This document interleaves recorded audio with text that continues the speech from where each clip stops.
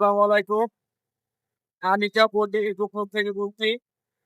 আমাদের নতুন machine full running হয়েছে।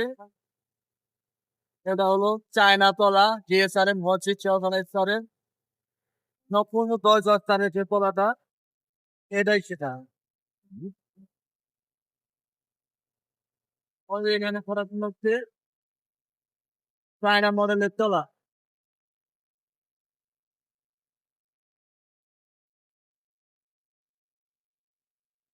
আপনারা দেখতে পাচ্ছেন আমাদের মেশিন সম্পূর্ণ রানিং।